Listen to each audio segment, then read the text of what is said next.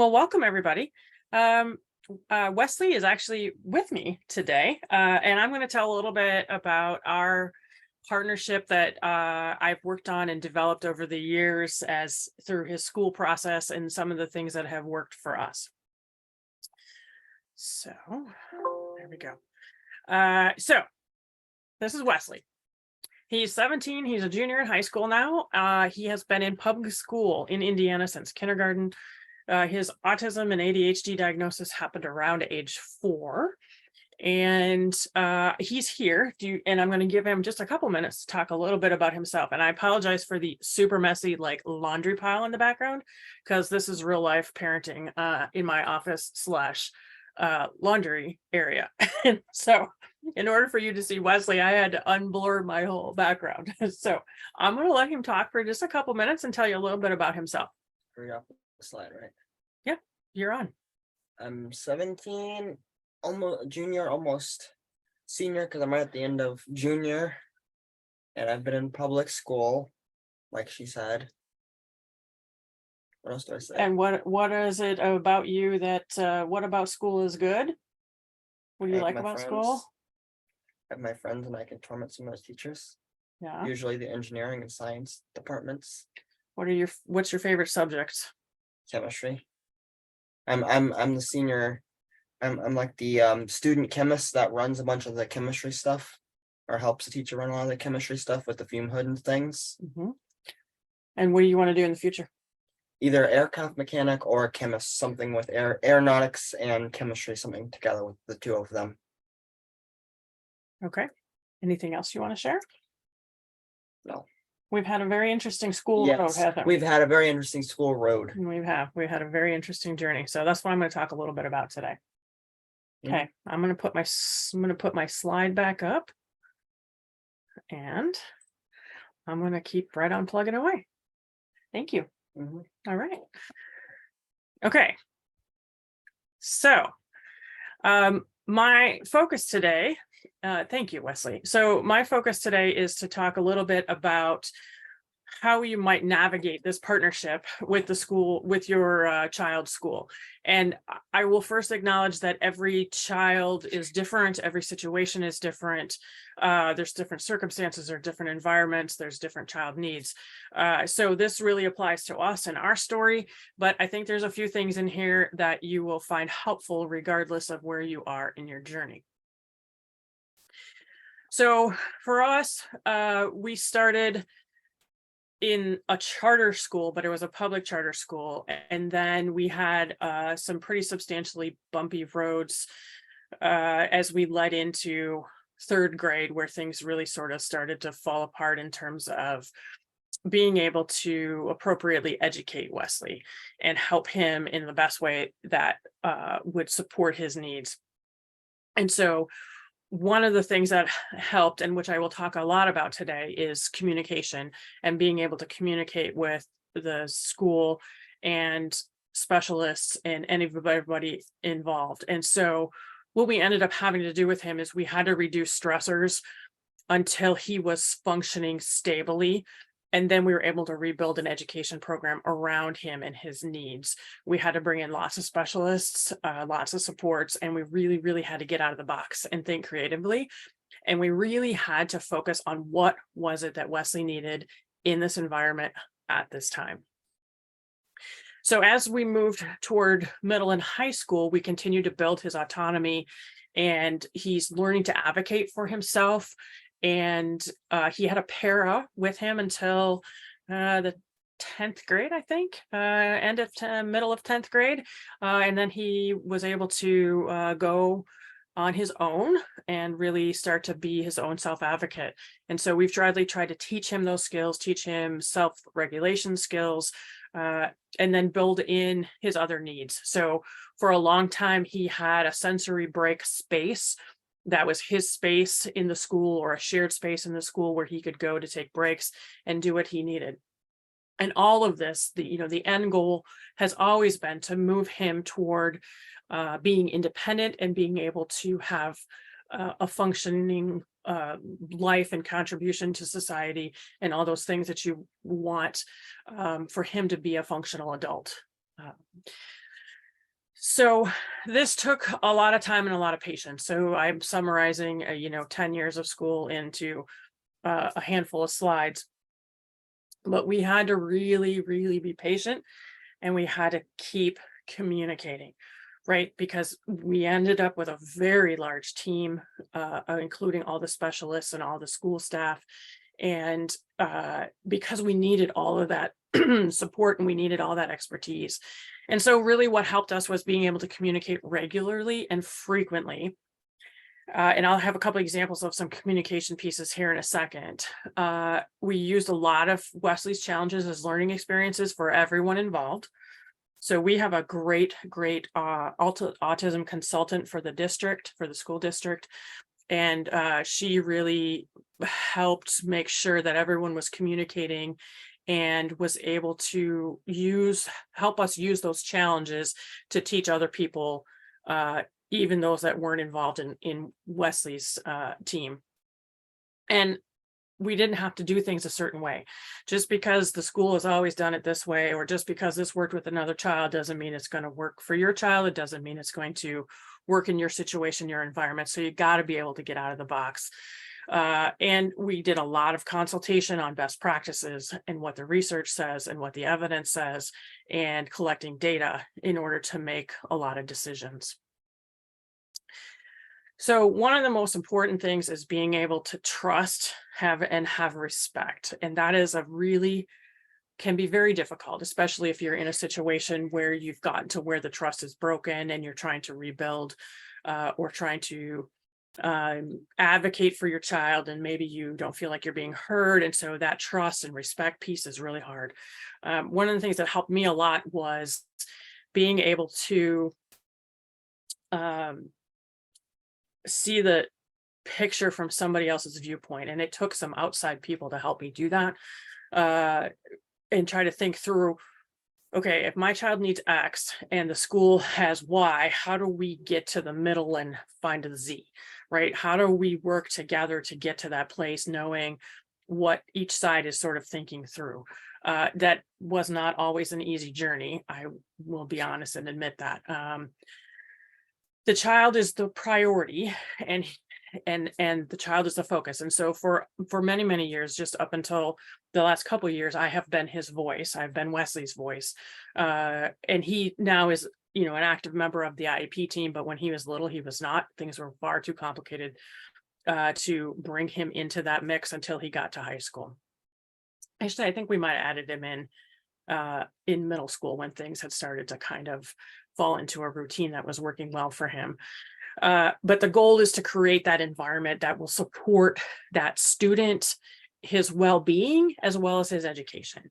So it's not just about being able to educate your child, it's being able to educate your child in an appropriate manner that supports his own well-being as well, right? If you're causing the child so much stress and anxiety that they're in school refusal, something is not working, and it's time to reevaluate that situation. And so those are just some of those things. Really important pieces, obvious things, right? But I will reiterate them here. Kids do well if they can, right? Wesley didn't wake up in the morning in 4th grade and decide to go to school, hide under a desk, and have to have his classroom evacuated while he was in restraint. He didn't wake up in the morning and decide to do that, right? So kids do well if they can. And that behavior is communication. And that has been one of the things that I have talked with people a lot about, is when things are challenging and when things are good, that behavior is communication. And you have to listen to what that behavior is telling you. And then what's the upstream issue that's impacting that moment or that behavior, right? There were things that happened leading up to that. What were the things leading up to that? What were the upstream happenings? And you can only do that if you're tracking data and people are on board on the team in terms of learning what works for this child. Because again, I will say it again, and you'll hear me say it several times, what is best for this child? It may be very different for your child. It may be very, very different for a different child. It just depends on the situation and the setting. So in terms of a working team, these, as I've mentioned, these teams often are very large, right? Your IEP teams, your case conferences sometimes are a tremendous amount of people. I can remember being a single parent, sitting in a room of 25 people, all of whom were not me, and were there to be part of the team that was supporting Wesley. But you got to talk through a lot of the issues, which are challenges that are happening. So uh, it really can be very tough to be that single voice in that room.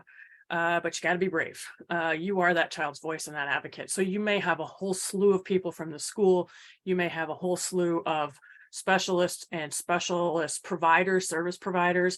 And then sometimes we even bring in outside people. Sometimes we bring in, it may get to the point where you have legal representation. It may get to the point where you're bringing in an external psychologist or an external provider. We in fact ended up having people from IRCA actually come and do an observation and evaluation with Wesley to help us troubleshoot where some of the challenges were, and just having that outside voice was important. So these teams are very large, particularly when things are complex. Now his team is down to just a handful of people, but in the time when we were really struggling, they were really big teams, and it's very intimidating to be the single parent or parents. And sometimes I did have an in-source advocate to sit in that room and have all of those people looking at you, and so you have to be brave. So communication, again, I've said super often that this communication piece is really, really key, right? In order to be an active member of the team needs to know what's happening with you and your child, even what's happening at home. And you need to know what's happening on a daily basis in the classroom, right? I cannot help you be a part of this team if I don't know what's happening in the classroom. And I need to know details. When is behavior happening? Why is it happening? In terms of if you're having challenging behaviors, if you're into a routine and things have kind of settled, then it's just trying to keep track of certain pieces. Like maybe we're going to track, how English is going and how the reading is going, and we need to track that for a month and see where the challenge is. Or maybe we're looking at how is he doing in being pulled out of the classroom and to do his speech therapy, so just, it might be any number of things over time. So I have said, and that sometimes this isn't always the case, but I have to be able to tell the school what's happening with him. So I often would send a note back in the morning, like, Wesley had a really rough night. He didn't sleep well. He's very tired this morning. You're probably going to see challenging behaviors. So they knew right off the bat what might be happening with him, or he's been sick, or, some other thing is happening outside of school that's going to directly impact his behavior and his ability to be educated in school. And so we had daily communication. We at one point for a year or so had monthly phone conferences. We did in-person meetings. Sometimes we had in-person meetings several times a semester, depending on where we were at in terms of troubleshooting. And often would review at the quarter or the 9 weeks, in addition to the case conference. So lots of communication, right? So I say early and often, don't wait until things are bad to start to push for some more communication. So this slide that I have shows a couple of the things that we did. When we did a daily communication log, and this daily communication log changed over time. Sometimes it looked like this, sometimes it was more detailed, sometimes it was less detailed. But this gave us a place to look at who was the teacher, who was the para, what was happening in these different subjects, and then what kind of behaviors were we seeing? Were they typical range? Did we need a consult on a behavior? Did something different happen? So we had that, and we had a binder, and it went back and forth in his backpack every day to school, so we knew what was going on. So again, I knew what I could help with, because sometimes I could talk to him about things, or I could work on behaviors at home. But again, if I don't know what's going on, then I can't I can't be an active part of the team. And then the other piece is this 5-point scale, which for Wesley was super significant in terms of teaching him and teaching the adults around him how to interact with him when behaviors were present. So he helped build this scale with his autism consultant. They worked together to build this scale. So these are his words. Some of this is his words and his thoughts. And some of it was also the autism consultant helping build this through. This 5-point scale has some research behind it and has some best practice aspects to it. And so you can see that for him, this was in the midst of when he had some escalated behaviors where he had a 5 or he had a 1, and everything in between 5, 4, 3, 2 was problematic. In terms, not problematic, but was a behavior that we were trying to help manage and help him self-regulate. So you'll see some of those were sensory needs. Things were overwhelming to him, and his communication was to hide under something. So hide under a desk, hide under a blanket, hide under a chair. And then everybody had to stop talking to him. And it's really hard to convince adults to stop talking to him when he's hiding under the desk. And so this was shared not only for him to learn so that he could point to, because he often would no longer have words once he was in crisis stage. He could point to where he was. They could communicate with a dry erase board, but that the adults around him knew what they had to do, what the response column was, what the adults needed to do in that situation. So we used this for quite a bit of time till we were able to start to recognize patterns and recognize the supports that he needed in order for him to be functioning in a classroom. I added this slide in terms of writing. So I am a professor at the neighboring university in Indiana, and so I write a lot. And so I threw this slide in here thinking, often when I write emails to the school, I really have a sort of organization in my brain for how I'm going to say things. And so I'm always polite, respectful, but clear and direct. And so I often will say, I'm writing to ask for clarification and information on this thing that happened. My child came home and told me this story. The communication log says this. So which thing is it really that's going on? But in a way that's not confrontational, right? In a way that's problem solving.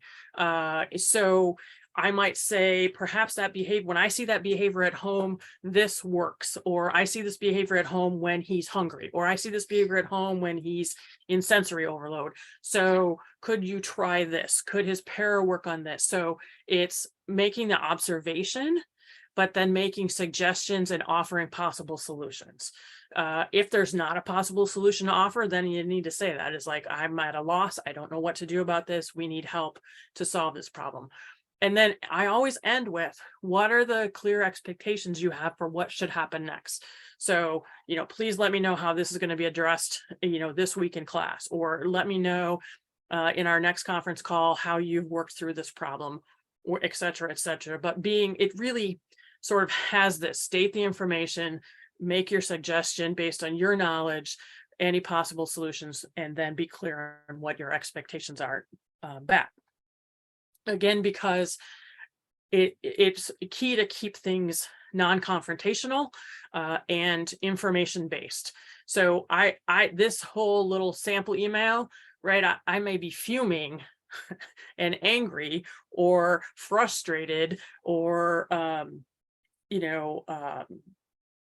sad that something happened, but I have to take all of that emotion out and I have to put it into a very clean and direct communication so that we can continue to communicate between the school and myself. And so that emotion is not coming through. Sometimes it does, but I work very hard at writing emails that remove that emotion.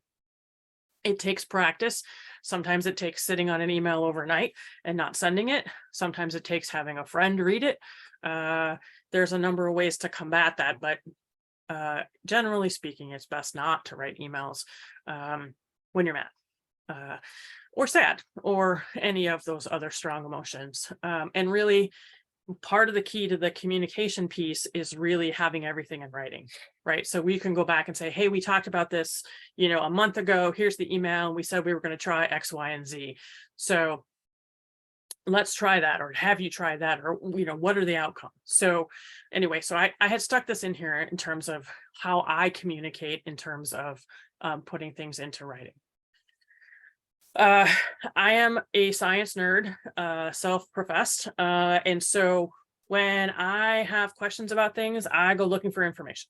It's just what I do. I go find a book, I go find an article, I go find a website, I go find something that helps me figure out how to solve this problem, because I'm a scientist by training. So a lot of what we did and continue to do for Wesley is based on best practices and what the research says. And so do your own research. And some of the things that we did, we needed to collect data often for him in terms of watching behavior patterns to try to solve problems. And so those were a lot of the things that we tried. And the example I put on the slide was just recently, we were finally able to get some layers peeled off to determine he's sort of having a couple hiccups in his science classes. And finally, one of his science teachers said, well, I think this is going on. And I said, well, that's an executive function skill. That's a gap in his ability. So let's see what the research says. So I went and looked at the research, and I looked at the literature, and I looked at the websites and looked at some of the things, and he needs to be able to record his science classes and listen to those and take notes later. So I consulted with his teacher of record and with the autism consultant, and we had a whole conversation about how we problem solve that. So again, you're your child's advocate, and do your research and figure out what might work. Again, use your local and state resources and experts. We lean heavily on our autism consultant. She has been the key to success for us. And we also have done things like functional behavior analysis. We've asked for training of school teachers, staff, admin. Like I mentioned earlier, we brought in IRCA to do an observation with Wesley, because sometimes just that outside set of eyes and that set of experts can sometimes help. So you have options in terms of being able to use some of these outside people.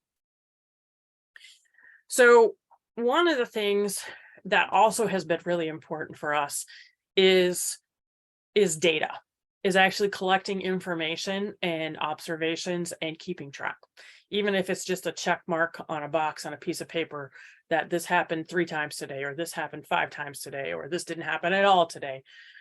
We have to track data, and things like, what were the triggers, what was the frequency, what was the setting, what was the intensity, what were the responses of the adult, what was the response of the child. This is all problem solving, right? And so problem solving requires evidence, and it looks for patterns, and it looks for clues. And so you cannot make decisions about making changes to support a child unless you have data and observations that say, this is happening in this way, so now let's figure out how to solve the problem. So the example I included on this one was, we tracked data when he was young and figured out that, just generally speaking, Tuesdays were just crappy days for him.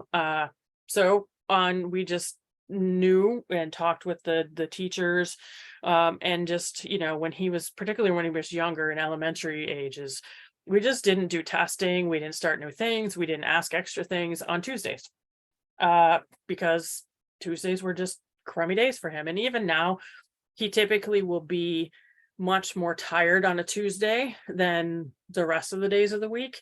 And so that got better over time as he got older, but those are the kinds of things.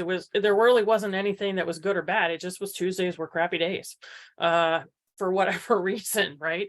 And so we wouldn't have known that, and we would have still been struggling with problem solving if we didn't have the information to be able to look at this and lay out the calendar and lay out the data and go, every Tuesday this happens.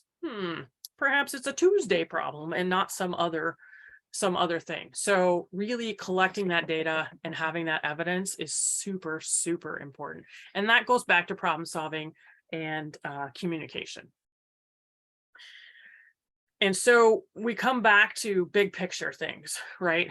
What is the best for this child in this setting, in this specified set of conditions, right? And that specified set of conditions might change from the general classroom to the math classroom to the English classroom to if you are in a school where you might have art or physical education or any of those other kinds of things, lunchroom issues, before school, after school, all of those sorts of things, right?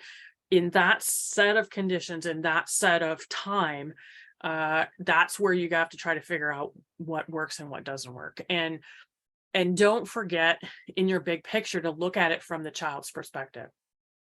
And environmental factors are huge.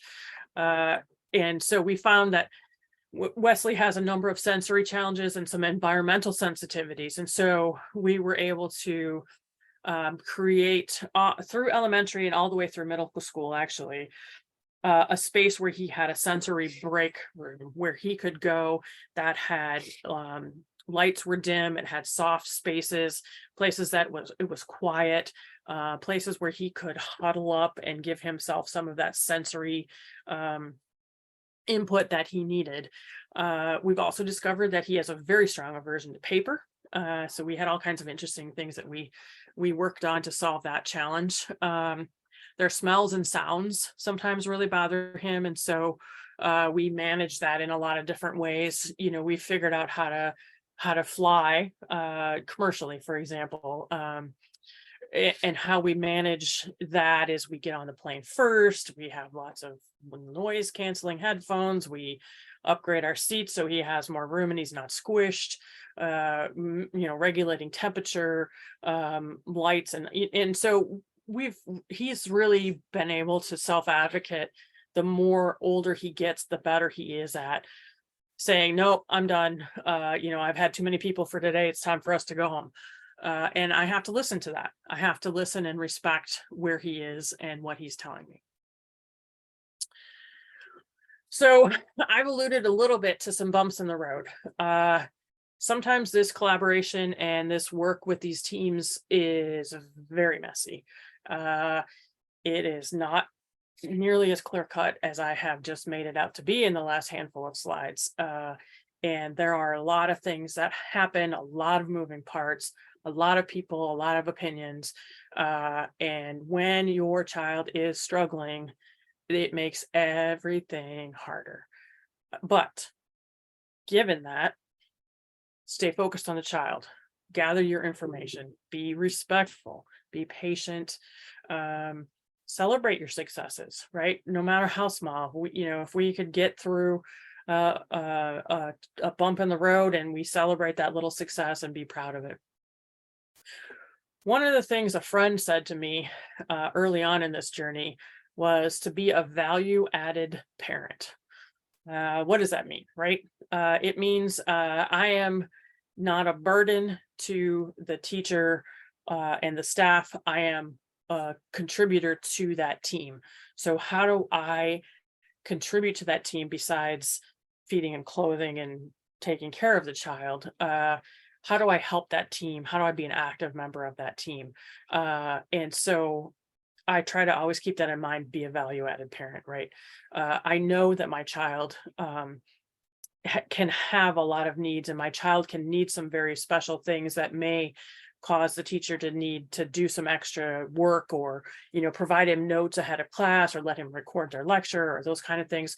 So how do I help make sure that that burden is not overly much on the teacher when I can, when I'm able to do that? So That's one of the things I try to remind people about. Um, and then we get to what if, right? So what if all of this stuff I just told you, what if none of it works, right? What if you're still at an impasse with the school, or what if you feel like you're not being heard? What if you're to the point where you're needing to ask for help higher up the food chain from the teachers and the special ed staff? Don't give up. Um, those what ifs are survivable, even when they are extremely difficult. And we had some very, very difficult situations with Wesley. And we had to do we had to get help higher up. We had to get help from the state in order to get some of our concerns addressed and his needs met. But there's processes in place to do that.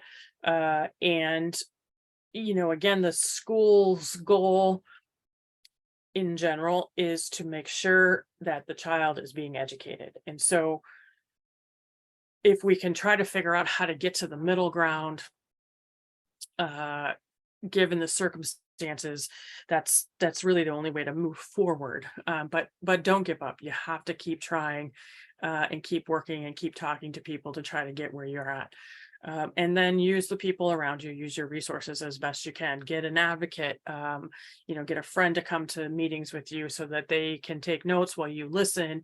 There's lots of ways to infuse, and I had lots and lots of help. I had great support system outside my network outside, and then good support from a number of autism colleagues and special ed colleagues that I have. And so I think the bottom line here is don't give up and keep plugging along even when things get really hard, because we've come out the other side. Wesley's doing fabulous, and he's really able to advocate for himself and is doing a fantastic job of managing his life as an autistic individual. So I come back to the end here and talk about the focus is on the child. Wesley in the beginning, he actually approved all these slides, by the way, and he's still sitting here listening to me talk. So he did give his permission and said my slides were okay and I could use these pictures. And so keep the focus on the child and keep your long-term goals in mind for the child. So even, when he was in 5th grade and 6th grade, the autism consultant and other advocates for him would say, okay, this is happening in 5th grade, but by the time he gets to 8th grade, this is going to happen. By the time he gets to 10th grade, this is going to happen. So how do we keep working him toward that end goal of being educated and graduating from high school? And really, I think I had to be brave often, and I had to continue to be a strong advocate for him and be his voice when all other voices in the room were saying one thing, and I knew in my heart that that was not what was going to be best for him. And so we navigated some very difficult parts of our journey, but we've come a long, long way, and he's really now doing fantastic. And I'm very proud of all the work that he's done to get himself to this point, because he's really the one doing the work. I'm the voice, but he's the one that has to show up every day and do the work.